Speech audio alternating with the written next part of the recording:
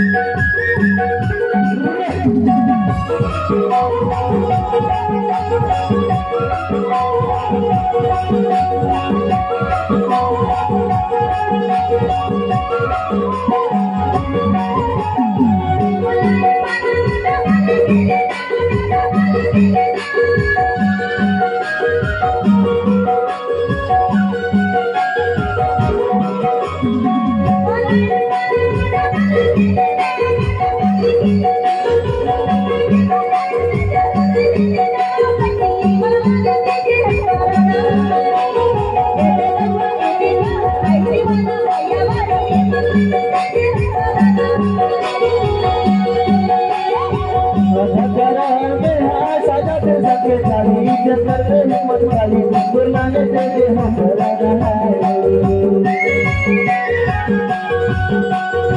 भगवानी माया वाली कर लागे तेरे हमरा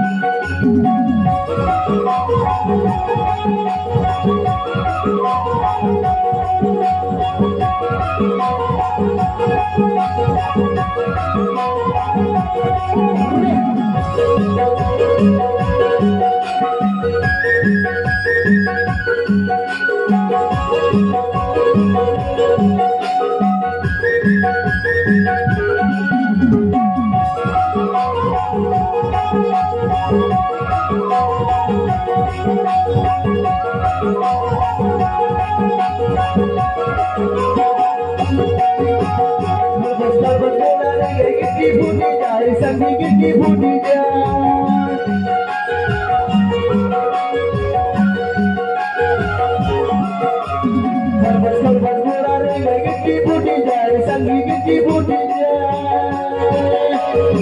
करो मेरा गिला के तुला का सचार माया तुला ने तुझे हमरा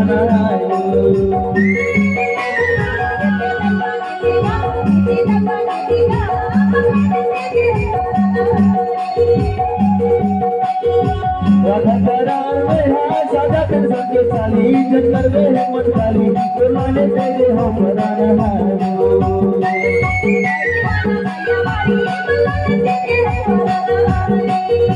भगवानी माया वाली कर लागे तेरे हमरा